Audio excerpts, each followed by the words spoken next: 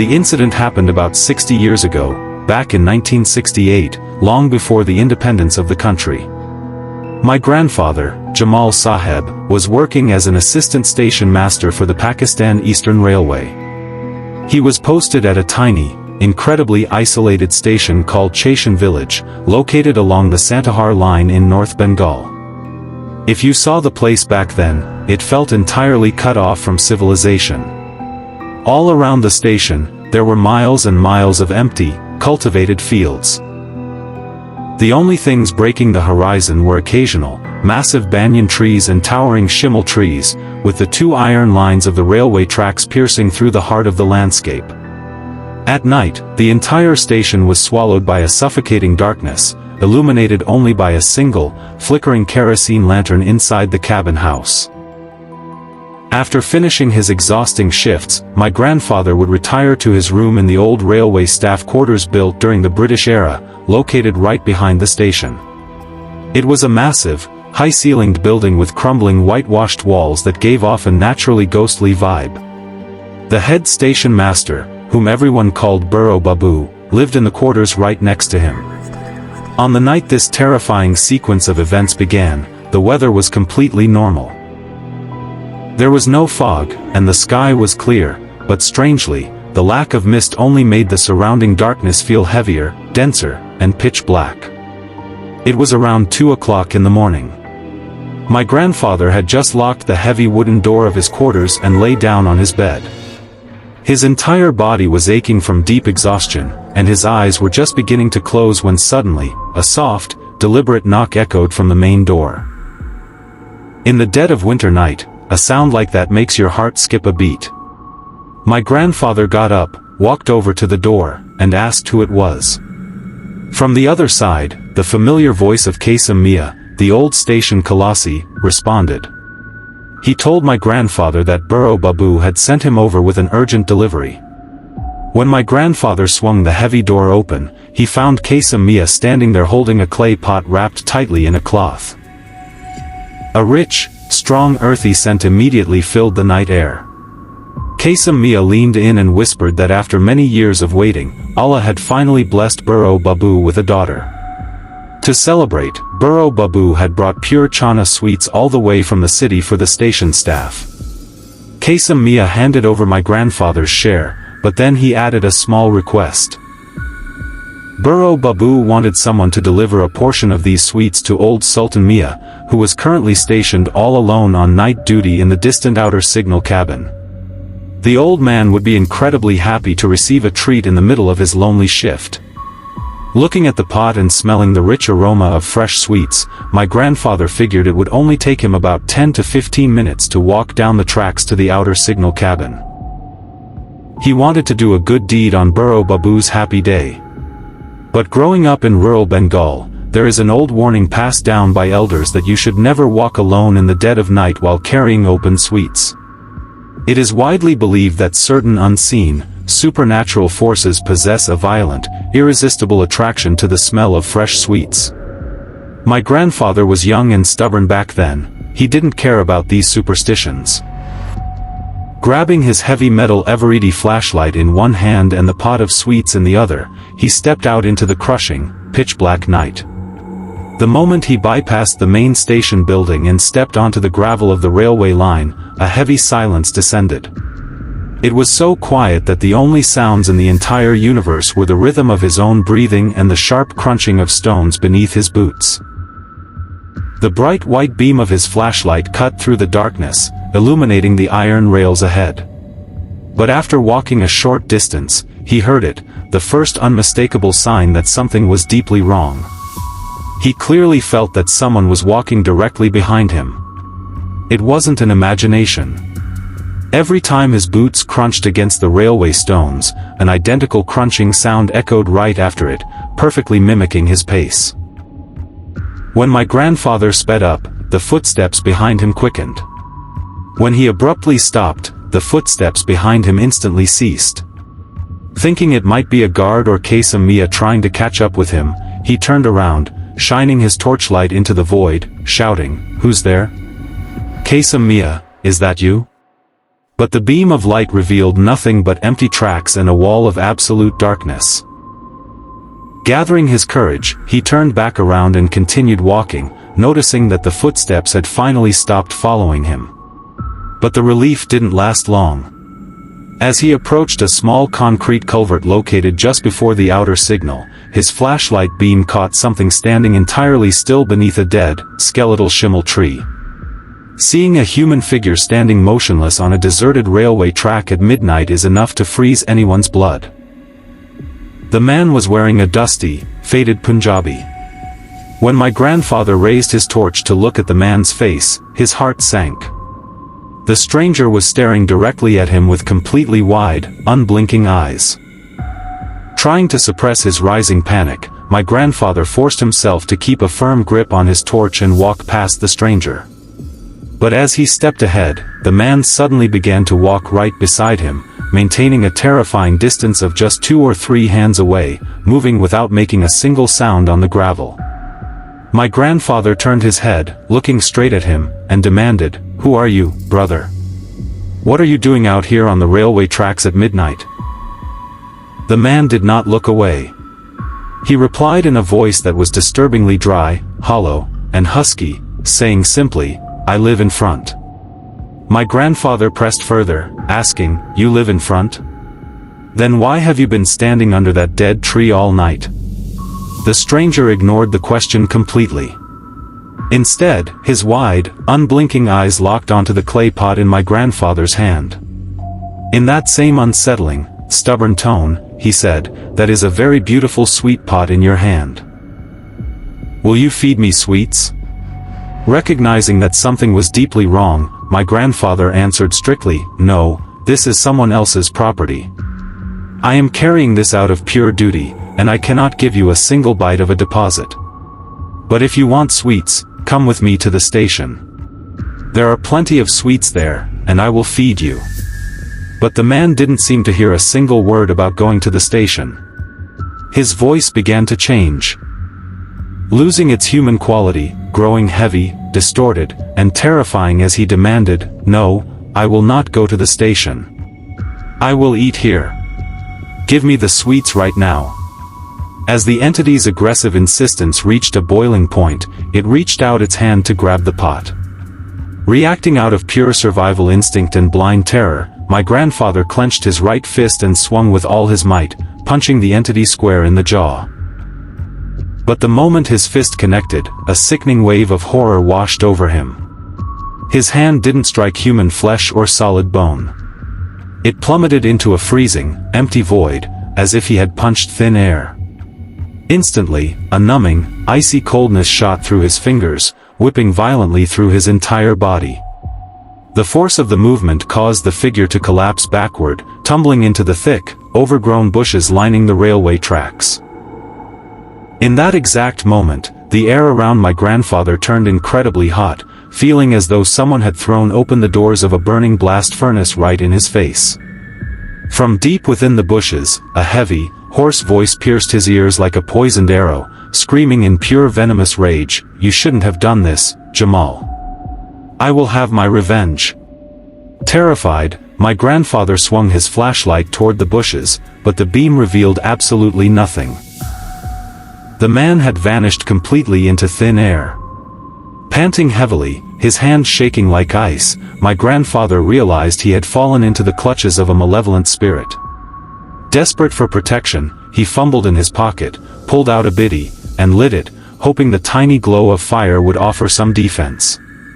As he began to run down the line, the angry, disembodied voice kept echoing inside his skull, whispering relentlessly, "Give me sweets, give me sweets." After 10 agonizing minutes of running, he finally burst into the outer signal cabin, where old Sultan Mia was sitting calmly beside a lit hurricane lantern. Trembling and gasping for breath, my grandfather handed over the sweets and recounted every horrifying detail of what had just happened on the tracks. Sultan Mia's eyes widened with absolute dread. He looked at my grandfather and said, "Jamal Sahib, you didn't encounter a human being tonight. You were caught by an evil entity of the dark paths. You harmed it, and it will absolutely seek its revenge. Take my burning hurricane lantern with you right now. The things that walk the dark paths cannot stand the presence of fire, they fear it like stone. Hold this lantern high and get back to the quarters immediately. With the flashlight in one hand and the burning hurricane lantern in the other, my grandfather set off back toward the station.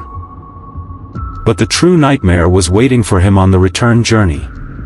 As he reached an open stretch near the fields, the wind died down to a sudden, unnatural standstill. The nighttime insects and birds fell completely silent. When he cast his flashlight beam straight down the tracks, his heart stopped. Standing in the dead center of the railway lines, about 25 hands ahead of him, was a massive, hideous black dog. Its eyes weren't those of a normal animal. They were glowing red like burning coals. It bared its teeth, letting out a low, demonic roar that vibrated through the tracks. My grandfather knew instantly that the evil wind, denied its sweet treat, had taken the form of this terrifying beast to block his path. Remembering Sultan Mia's words, he fixed his flashlight beam directly onto the creature's burning eyes, raised the hurricane lantern high, and began reciting Ayatul Kursi with every ounce of his mental strength. He kept moving forward, forcing his legs to walk straight toward the monster, using the brightness of the fire as a shield. Just as he was about to get dangerously close to the beast, a miracle happened. A faint noise echoed from the downline behind him. Glancing back, he saw the swinging lanterns of a night watchman and a group of railway guards walking toward the station. The moment the distant voices and shifting lights pierced the darkness, the demonic black shadow let out a sharp, frustrated growl, leaped into the brush beside the line, and vanished. Without wasting a single second, my grandfather ran toward the guards, hurried back to his quarters, and locked the heavy wooden door tightly behind him. He turned the wick of Sultan Mia's kerosene lantern to its absolute highest setting, keeping it right by his bedside. He didn't close his eyes for the rest of the night. The next morning, his shift over, he fled the quarters and went straight to his village home to tell his mother everything. Shivering with fear, his mother warned him, "Jamal, you fell into the clutches of a dangerous spirit, the smell of sweets draws them like a magnet." She recited protective prayers over him, but because it was a government job, my grandfather had no choice but to return to his duty at the station when night fell once more. By the time my grandfather returned to his quarters after finishing his grueling night shift at the junction, it was around 3 in the morning. Exhausted and mentally drained, he locked the main door, collapsed onto his bed, and fell into a deep, heavy sleep. But the peace didn't last. Through the dead silence of the night, a bizarre sound began to invade his room. It sounded exactly like dry leaves and heavy brushwood being swept meticulously across the deserted railway tracks. The harsh, repetitive scraping sound continued to pierce the midnight quiet, growing so intense that it dragged my grandfather right out of his deep sleep. He lay there with his eyes wide open, listening to the impossible noise coming from the tracks. Who could possibly be sweeping the railway lines at 3 in the morning? The railway sweepers had absolutely no duties at this hour. Unable to control his irritation and growing curiosity, he got out of bed, swung open the heavy wooden window of his quarters, and squinted into the pitch-black night. There, leaning over the iron tracks of the station, was a figure carefully sweeping the gravel with a broom. The stranger was wearing that same old, dusty Punjabi. Anger and a strange, stubborn impulse took over my grandfather's mind. The memory of the previous night completely vanished from his consciousness, replaced by a single, hypnotic urge. He had to go out there and confront this sweeper. Leaning out the window, he shouted, "Why are you there? What are you doing in the middle of the night? What revenge are you taking? Come in front of me." But the figure ignored him, continuing to sweep the stones in absolute silence. My grandfather grabbed his heavy metal Eveready torch, opened the main door, and stepped out alone into the suffocating darkness. He descended onto the gravel of the tracks and shone the bright beam of light directly onto the sweeper. The man didn't stop or panic, he just kept sweeping at a perfectly normal, steady pace. My grandfather began walking toward him, but a terrifying anomaly occurred. No matter how fast my grandfather walked, the distance between him and the sweeper didn't decrease. It grew wider. Panicking, my grandfather broke into a full sprint down the tracks.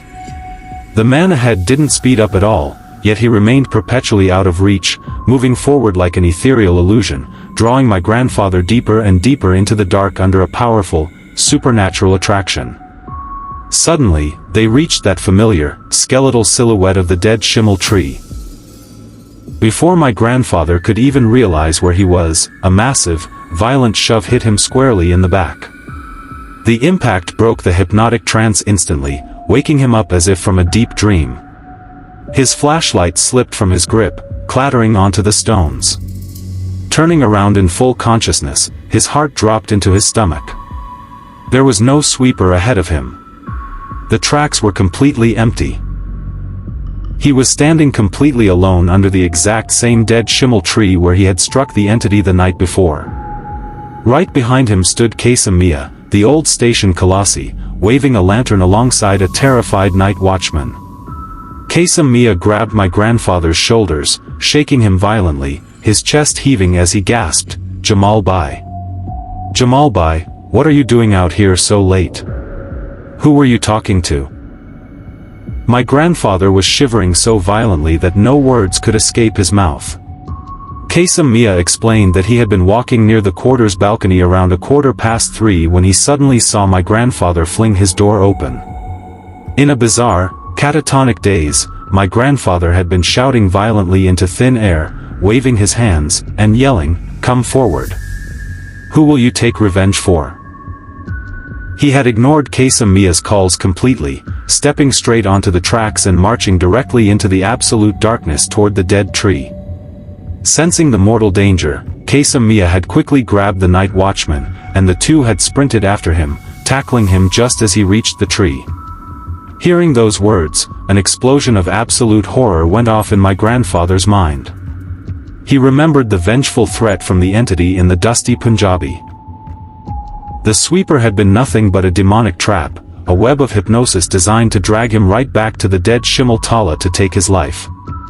His blood ran cold as ice. The surrounding railway lines and the skeletal branches of the tree began to spin violently before his eyes. Letting out a piercing scream, he lost consciousness and collapsed onto the gravel. My grandfather resigned from his railway job the very next morning. He packed his bags, returned to his village, and never spent another single night at the Chashan village station. Even after 60 years, this terrifying mystery remains entirely unsolved, a stark reminder that some dark forces never forget, and they never stop seeking their revenge.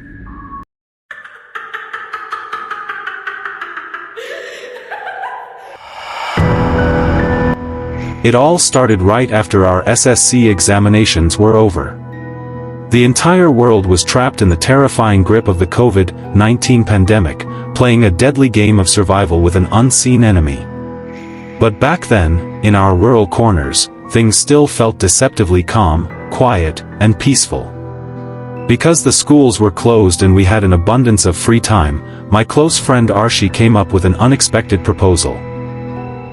He looked at me one afternoon and said, "Let's go out for a while, leave the house, and join a Jamaat to spend some dedicated time in the path of Allah." Initially, I wasn't keen on the idea. I told him quite frankly, "Look, if we want to practice our faith and pray, we can easily do it from the comfort of our own homes. Why do we need to travel so far out into unknown villages just to practice?" But Arshi was incredibly stubborn. He began throwing one argument after another at me, explaining the immense spiritual benefits, the inner peace, and urged me to shake off my laziness and just pack my bags. After listening to him for hours, I finally relented. I thought to myself that spending some quiet, undistracted time focusing entirely on the Almighty wouldn't be a bad way to pass these empty days. So, we set out on our spiritual journey. Our group consisted of a mix of people. Some familiar friends from my own neighborhood, and a few unknown boys from the surrounding villages who were around my age. To guide us, the respected Huzur from our local mosque had also joined the journey.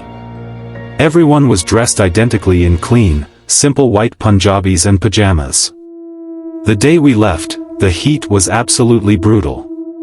The air was thick and suffocating, and within minutes of standing outside, we were all completely drenched in sweat. Our original plan was to gather right after the Far prayer, have a quick breakfast, and hit the road by 8 o'clock in the morning. But as the old saying goes, Bengalis rarely pay strict attention to the clock. One delay led to another, and by the time our bus finally arrived and pulled away, it was already past 10 in the morning. To make matters worse, before we even left the town limits, the bus got stuck standing in one spot for an agonizingly long time. With the engine off and the sun beating down on the metal roof, the interior became an absolute oven, sickly, humid, and intensely annoying. Everyone was shifting restlessly in their seats. But once the traffic cleared and the bus finally picked up speed, the wind began rushing through the open windows, bringing a wave of relief to our sweating bodies. After a long, exhausting journey, we finally arrived at our very first destination. The moment we stepped off the bus, the atmosphere changed completely. The mosque we were assigned to was situated in an incredibly remote area, completely surrounded by a dense, overgrown jungle. There were no more than 10 to 12 scattered houses anywhere in the vicinity, and the neighboring villages were miles away. It was a landscape wrapped in deep, unbroken greenery, where a sharp wind hissed through the leaves constantly. Right next to the mosque building, a massive, dark bamboo garden stood like a wall, casting long, eerie shadows as the sun began to dip. Yet, despite how completely deserted and isolated the environment felt, the mosque itself was remarkably beautiful, mashallah. We quietly carried our heavy bags inside, neatly arranged our belongings in a designated corner, and immediately began our spiritual work, practicing our prayers and rituals day and night. Over the next couple of days, the initial awkwardness faded, and I began interacting with the other boys in the group. Everyone was incredibly warm, sociable, and eager to talk, except for one boy. His name was Altaf. From the very first day, I noticed something deeply unusual about him. Altaf was exactly my age, but he carried himself with a heavy, unnatural seriousness. He spoke in mere whispers, used as few words as humanly possible, and chose to stay entirely isolated, never mixing with anyone else in the group. Even after a full week had passed and everyone else had become close friends, Altaf remained a complete ghost among us. Unable to suppress my curiosity any longer, I decided to approach him one afternoon while he was sitting alone in a corner of the veranda. I walked up, sat down beside him, and asked him his name. He didn't turn his head. He just stared straight ahead and uttered a single, cold word, Altaf. He didn't offer anything else, and strangely, he didn't even bother to ask for my name in return. The cold, indifferent way he spoke made it abundantly clear that he had absolutely no desire to engage in small talk. But I had made up my mind that I was going to break through his icy exterior. I forced a smile and said, "Hey, aren't you going to ask what my name is?" Altaf fell into a long, heavy silence. He looked down at the floor, and after what felt like an eternity, he asked in a completely flat voice, "What is your name?" I told him my name, expecting the conversation to finally open up, but Altaf just nodded slightly, muttered a faint "oh," and went completely silent again. I sat there, utterly surprised and deeply disappointed. Over the past 7 days, every single person in our Jamaat had memorized each other's names, backgrounds, and stories. Yet here was Altaf, so entirely detached and indifferent that he didn't even care who was sleeping on the mat right next to him. I realized this wasn't just a boy who was naturally quiet, there was a profound, suffocating weight pressing down on his soul. Because he would only give one-word answers to my direct questions and offer absolutely nothing else, my stock of questions quickly ran out, and I eventually got up and left him to his silence. 2 more days passed in that quiet, isolated village mosque. I managed to have a few more brief, fragmented conversations with Altaf, but the more I observed him, the more a troubling realization set in. This wasn't just a boy who was introverted. Altaf was carrying a profound, crushing depression, as if a dark secret was slowly consuming his mind from the inside out. Finally, unable to witness his silent suffering any longer, I sat down with him after one of our evening prayers and asked gently, "Altaf, why are you always so quiet? Have you really been like this since you were a child?" Altaf stared into the flickering shadows of the veranda, his voice dropping to a cold, unnatural calm as he replied, "No. I wasn't always like this." I pressed him further, asking what had changed him, and after a heavy pause, he whispered, "Something happened to me. Something so terrible that I never want to speak of it again." At first, I assumed it was a severe family dispute or financial ruin that had broken his spirit. But my curiosity was burning. Unable to restrain myself, I looked into his eyes and said, "Tell me, Altaf. Whatever it is, you can share it with me." He took a long, agonizing moment, staring at me in total silence. It was only then, under the dim light, that I noticed the deep, dark hollows beneath his eyes. A haunting sign that he hadn't slept peacefully in months. Let out a ragged, exhausted sigh, Altaf began to unravel the horrific story of his life, and I sat there like a statue, completely frozen by his words. 6 months ago, Altaf began, his voice trembling slightly, both of my parents died suddenly. It happened within days of each other, and no doctor could find a single medical reason for their deaths. But the truth is, a sequence of bizarre and terrifying anomalies had started occurring in our house weeks before they passed. In the dead of night, when the whole village was asleep, someone would stand right outside our door and call my name over and over again. Then, at midnight, heavy stones would come crashing against my bedroom window out of nowhere. We searched everywhere, but we could never find any human explanation for these things. The moment my parents were buried, the nightmare escalated into something far more sinister. My own biological uncle, driven by absolute greed for our land, began plotting to steal our ancestral home. Every single day, he would show up, screaming and threatening me to sell the house to him. When I flatly refused to give up my parents' legacy, he would fly into a rage and storm out, cursing me. And that is when the supernatural horror truly began. Every single night, the sound of heavy rocks raining down on our tin roof grew deafening. The disembodied shouting outside my window became a nightly ritual. Then, one night, I woke up to a sound that made my soul leave my body. I clearly heard my own mother's voice, calling out to me from the pitch-black yard outside. In my deep, half-asleep state, I rose from my bed like a hypnotized puppet and walked all the way to the front door, my hand reaching for the latch. But just as I was about to swing it open, a sudden flash of reality hit my brain. My mother was dead. She was buried deep in the earth. So who was standing on the other side of that door, mimicking her voice? A wave of pure, paralyzing terror washed over me.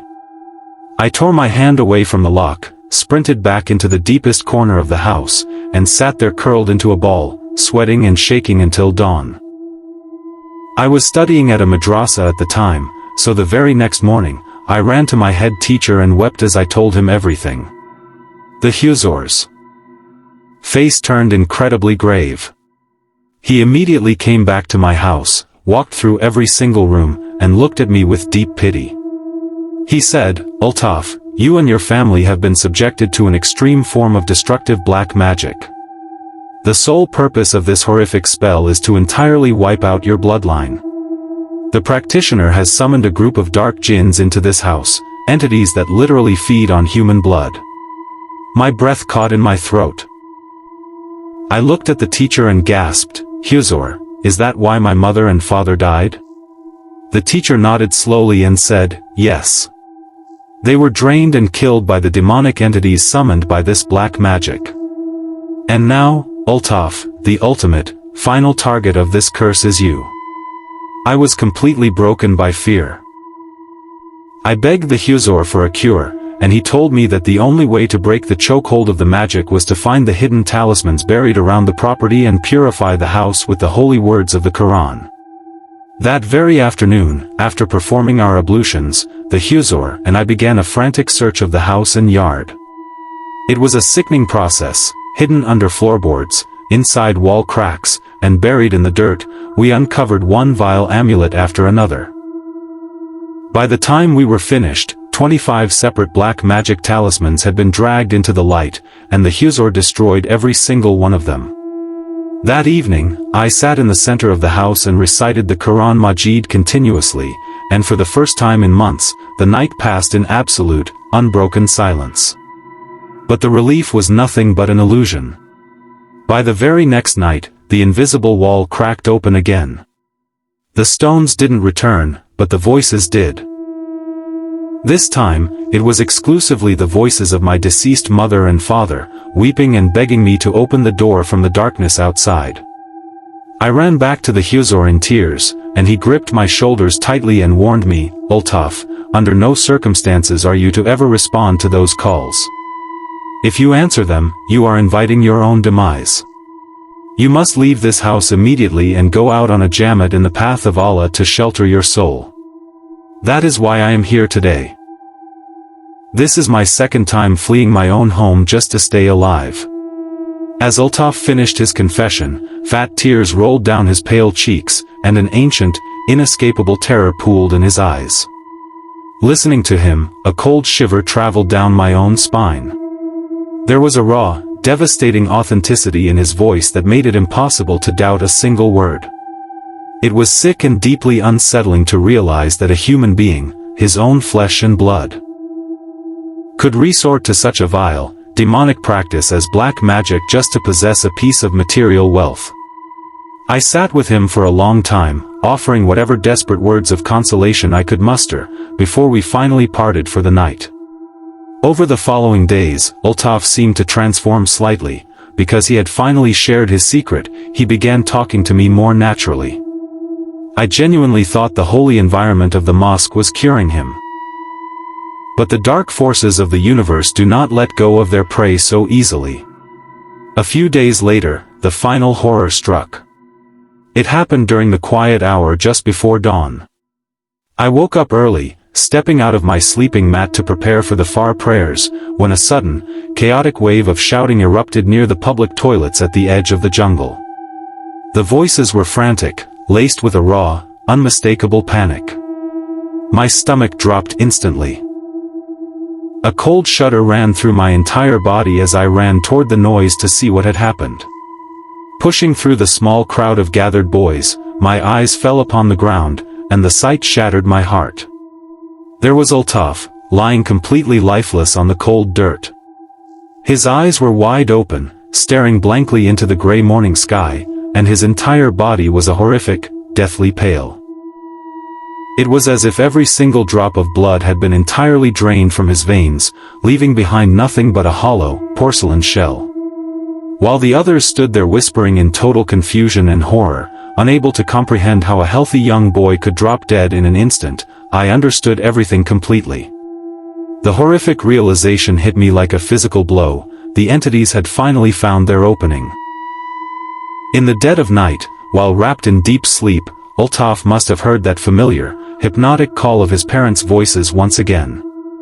Stripped of his defenses by exhaustion, he had risen like a sleepwalker, unlocked the door, and stepped out into the blackness of the jungle.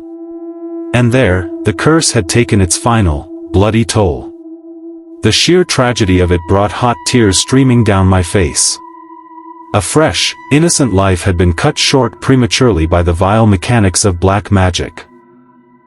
We immediately cut our journey short, wrapped his pale body, and transported him back to his village, where we buried him in the shadow of the local mosque. Only those who have stood close to the victims of black magic truly understand the devastating wake of destruction it leaves behind. It doesn't just claim a life, it fractures families, poisons memories, and stains everyone who tries to help.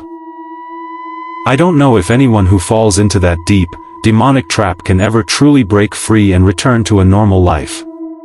This was Altaf's tragedy, a quiet boy who ran as far as he could, but could never outrun the dark.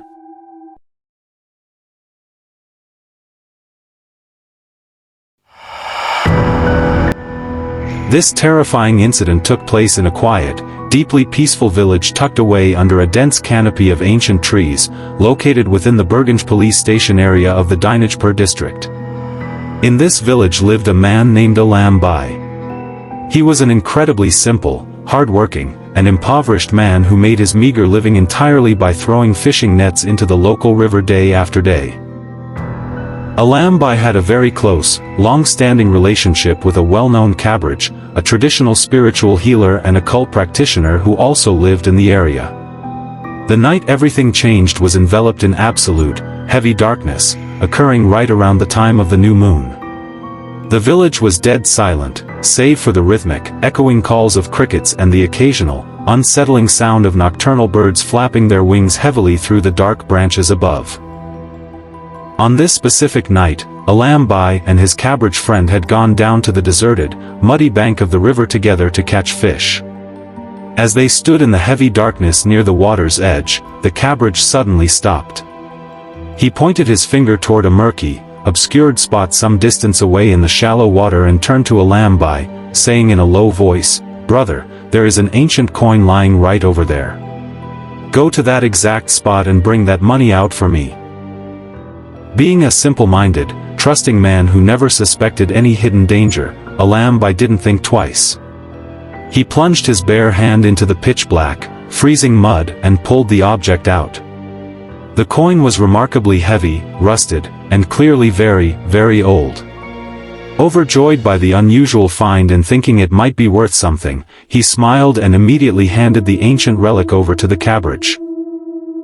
With their night's fishing completed, Alam Bai walked back to his modest home just as the very first faint light of dawn was beginning to break over the horizon.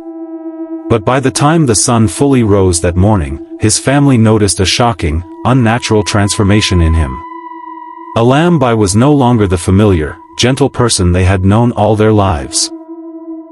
His eyes had stretched unusually wide, becoming starkly large, and his gaze was completely fixed, staring blankly into space as if looking at something invisible to everyone else.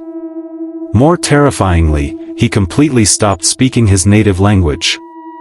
Instead, he kept muttering strange, nonsensical things in a broken, distorted dialect of Hindi.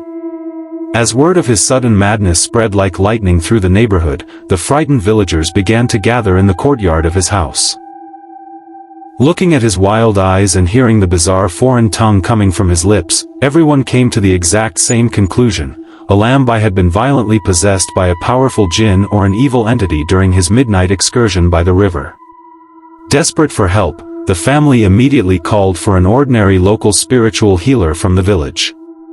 But the moment this healer stepped into the room and took one look at Alam Bai's terrifying, unhinged condition, his face turned pale.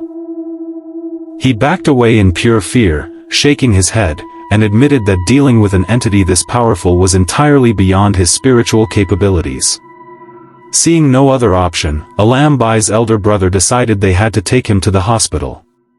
Yet, even after lying strapped to a hospital bed for 3 long days, modern medicine proved completely useless. His condition did not improve even a fraction, and the doctors, completely baffled, ultimately discharged him. The family brought him back home, but the moment he stepped back onto the property, his terrifying abnormality seemed to multiply several times over. He became completely uncontrollable. Driven to the edge of absolute madness, Alam Bai's behavior took a dark and violent turn. He began ripping his own clothes to shreds, pacing the room like a caged animal, and screaming at the top of his lungs in that same eerie, distorted Hindi dialect. The gentle fisherman was entirely gone, replaced by an aggressive, unpredictable force that required several grown men just to pin him down. Realizing that this was a matter of life and death, the family sent an urgent message to a highly renowned, elderly Kabraj from a distant village. This wasn't just any ordinary healer, he was a master of the occult who had spent decades dealing with the darkest spiritual anomalies in the region. The moment the elderly Kabraj entered the courtyard, a heavy, suffocating stillness fell over the house. He didn't even need to touch Alam Bai. He sat down in a wooden chair, closed his eyes, and began chanting a series of intense, secret protective prayers, burning a thick bundle of spiritual incense that filled the room with a pungent, biting smoke. Under the immense pressure of the holy verses, the entity inside Alambai began to thrash violently, letting out a guttural, inhuman roar. The cabbage opened his eyes, fixed a piercing gaze on the possessed man, and demanded in a commanding voice, "Who are you? Why have you seized this poor, innocent man? State your identity right now." Through Alambai's mouth, the entity let out a mocking, chilling laugh that made the onlooker's blood run cold. It hissed, "This man is not innocent. He put his hand into my domain. He reached into the deep water and stole my property. He took my ancient Chinese coin." The cabbag's face turned deeply serious. He immediately turned to Alambai's terrified family and asked if this was true. The elder brother quickly stepped forward, recounting the midnight fishing trip with their local cabbage friend and how Alambai had pulled a heavy, rusted coin out of the river mud. The elderly cabbage sighed heavily, a look of profound dread washing over his face. He turned back to the entity and said, "He is an ignorant, uneducated fisherman. He did not know the coin belonged to you. Furthermore, he didn't even keep it, he handed it over to the other cabbage immediately. If we return your coin to the river, will you leave him in peace?" The entity's wide eyes burned with a venomous, ancient hatred. It spat on the floor and screamed, "No. It is too late for deals." The moment his bare skin touched that metal, his fate was sealed. "I don't care about the coin anymore. Because he dared to touch my treasure, I will destroy him, I will destroy his family, and I will entirely wipe out his bloodline from the face of this earth." The absolute malice in the entity's voice left the room in stunned, petrified silence. The elderly cabbage tried everything in his power, reciting the most aggressive burning verses, throwing blessed water onto Alambai's chest, and fighting a brutal spiritual battle that lasted until the dead of night. But the entity was ancient, bound to the coin by a blood curse that modern or local magic could not shatter. Exhausted and defeated, the healer finally packed his books, looked at the family with tears in his eyes, and whispered, "I am deeply sorry. This entity is beyond my reach. Prepare yourselves for the worst." The cabbage's warning manifested with a terrifying, mathematical precision. Exactly 3 days after that spiritual interrogation, Alambai's body simply gave out. He let out one final, agonizing scream in that foreign tongue and dropped dead on the floor, his eyes still stretched wide open in a permanent state of horror. The family was completely shattered, weeping over the lifeless body of the sole breadwinner. But the entity's promise of total annihilation had only just begun. A few weeks after Alambai was laid to rest in the village cemetery, his young wife suddenly fell ill with a bizarre, burning fever that no medicine could reduce. Within days, she began staring blankly at the walls, muttering the exact same nonsensical Hindi phrases her husband had screamed before his demise. Before the village could even process the horror, she passed away in the exact same manner. Then, one by one, the curse rippled through the remaining members of the household. His children, and even the close relatives who lived under that roof, succumbed to sudden, unexplainable anomalies, tragic accidents, and swift, wasting illnesses. Within a shockingly short period, the entire family was completely gone, leaving their modest village home entirely abandoned, overgrown with wild vines, and avoided by every living soul in Dinajpur. To this very day, the elders of Burgunj pass down this story as a grim, chilling warning. They say that beneath the dark, silent waters of our rivers lie ancient things that are fiercely guarded by the unseen. If you ever feel something heavy, rusted, and old brushing against your feet in the mud, leave it alone. Because some treasures do not bring wealth, they bring the absolute end of your bloodline.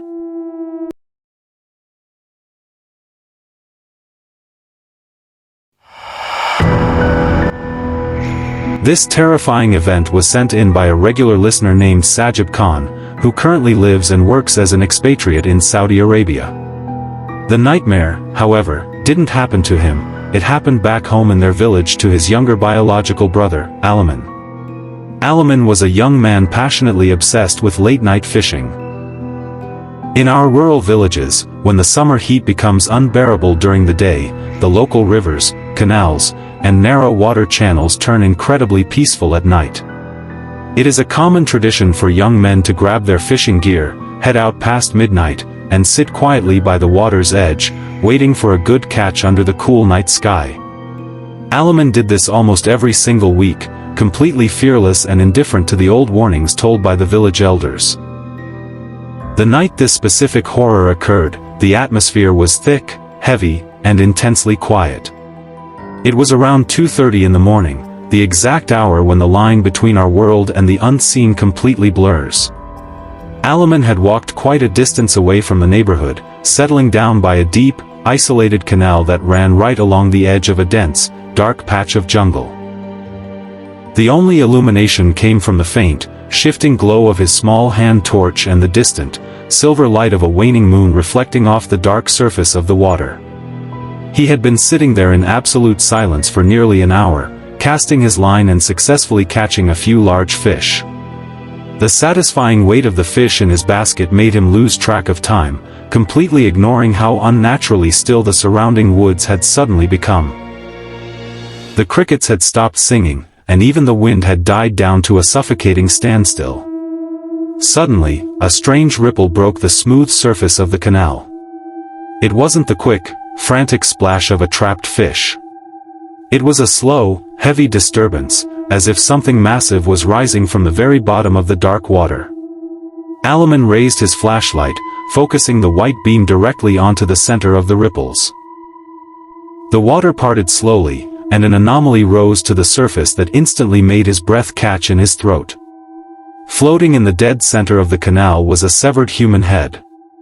At first, Alaman's brain violently rejected what his eyes were seeing. He thought it must be a discarded plastic doll, a clump of dark water weeds, or some strange trick played by the shifting moonlight on the ripples.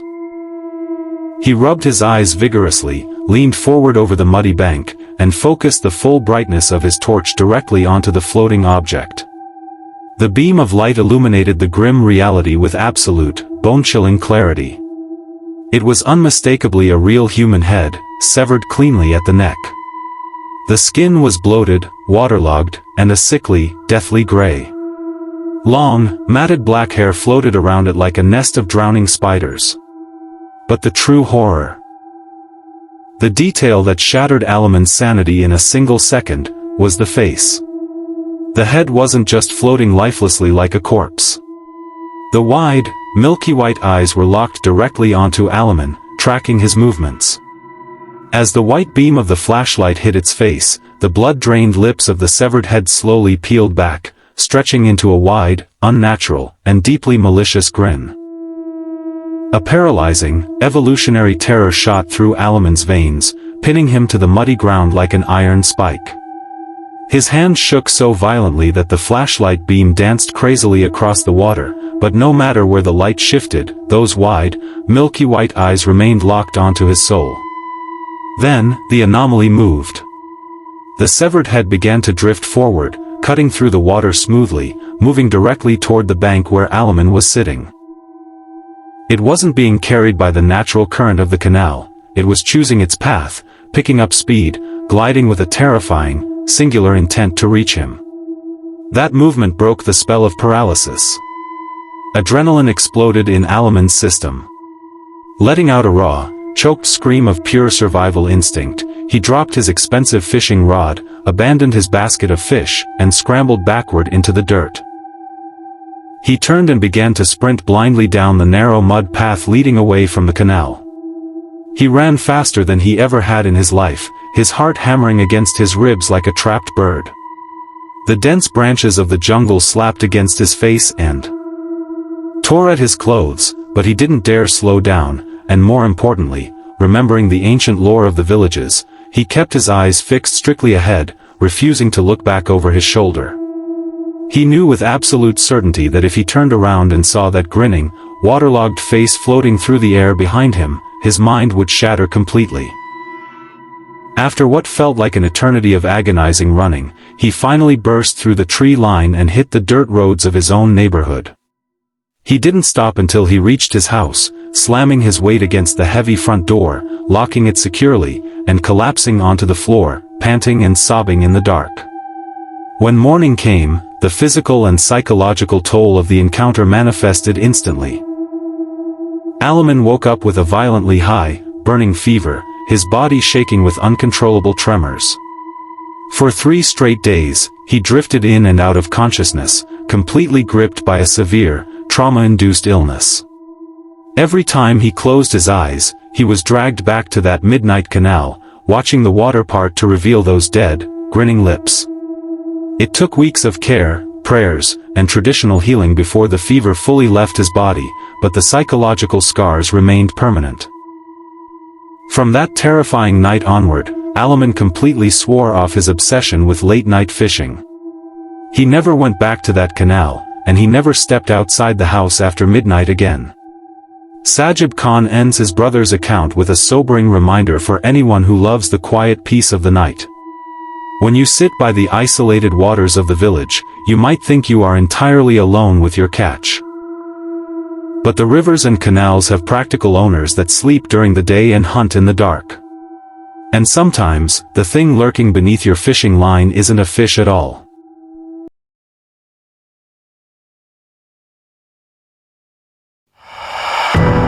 This final collection of chilling encounters was sent to us by a listener named Nusrat Jahan, detailing a series of deeply unsettling, supernatural anomalies that have plagued her family and their ancestral village in Natore for generations.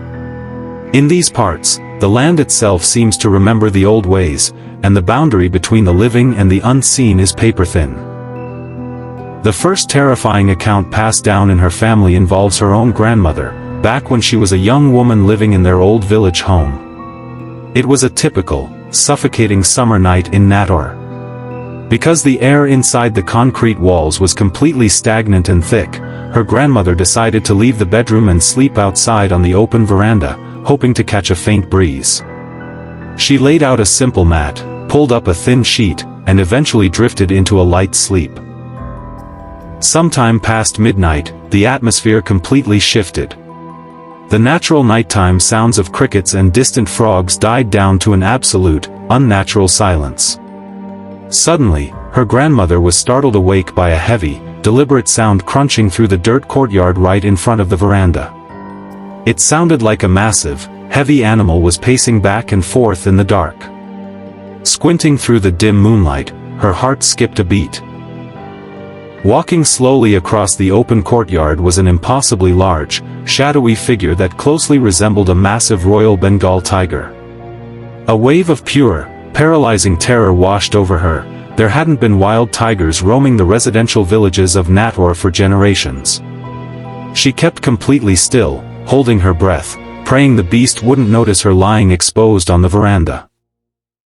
The giant creature paced around the yard for a few agonizing minutes before melting silently into the dark shadows of the old trees. The moment the sun rose, her grandmother ran into the courtyard to show the family where the wild beast had walked. Sure enough, pressed deeply into the soft, damp mud of the yard were massive, unmistakable paw prints of a giant tiger. But as the village elders gathered to inspect the tracks, a sickening realization set in. The heavy paw print started completely out of nowhere in the dead center of the courtyard, circled the yard a few times, and then vanished abruptly into thin air right before reaching the edge of the property. There were no entry or exit tracks leading into the village. The elders whispered in hushed tones, realizing it wasn't a physical animal from our world, but a powerful spirit shifting its shape to mark its territory. The second anomaly in Nusrat's village surrounds a massive, ancient palm tree that stood for decades near the edge of a relative's agricultural land. For years, the local farmers avoided the area after sunset, claiming they often saw a tall, featureless white silhouette standing perfectly still right beneath its towering fronds. Eventually, the owner of the land grew tired of the superstitious rumors and decided to cut the ancient tree down to expand his cultivation fields. He hired 2 brave, skeptical woodcutters from a neighboring district who didn't care about local ghost stories. They swung their heavy axes, biting deep into the thick trunk of the palm tree. But the moment the iron blade sliced into the core of the wood, a collective scream of horror echoed through the field. The tree didn't exude ordinary clear sap. From the deep gash in the wood, a thick, dark, and crimson liquid began to pour out in heavy streams, pooling into the dirt below. It was unmistakably real, warm human blood. Terrified by the grotesque anomaly, the woodcutters threw their axes into the mud, fled the village in pure panic, and swore they would never return to Natore. The owner, deeply shaken and regretful, abandoned his plans completely, leaving the scarred, bleeding tree exactly where it stood as a monument to the entities that claimed it. The final and perhaps most intimate horror occurred years later, involving Nusrat's own mother when she was a newlywed bride living in that same ancestral home. It was late at night, and the household had fallen completely quiet. Her mother was sitting alone in her bedroom, brushing her hair before bed, when she noticed a sudden, heavy drop in the room's temperature. The air became so freezing cold that her breath almost misted in the dark. Slowly, the heavy wooden door of her wardrobe began to creak open entirely on its own. From the pitch-black gap between the clothes, a pale, slender hand emerged, followed by a figure draped entirely in a pristine white shroud. The entity stepped out into the room, standing perfectly still, its face completely obscured by the shadows of the cloth. Nusrat's mother was entirely paralyzed by fear, unable to scream or draw her eyes away from the specter. The white-shrouded figure didn't speak or attack. It simply stood there for a few agonizing moments, radiating an aura of profound, ancient sorrow, before slowly fading away into the dim light of the room like melting smoke. When her father returned to the room moments later, he found her mother shivering violently, weeping in a state of absolute shock. Nusrat Jahan reflects on these generational hauntings with a sense of deep reverence and caution. The old houses, the ancient trees, and the dark corners of Natore are not entirely ours. We merely share the land with entities that walked these paths long before us, and if you stay quiet enough at night, you can still hear them reclaiming what is theirs.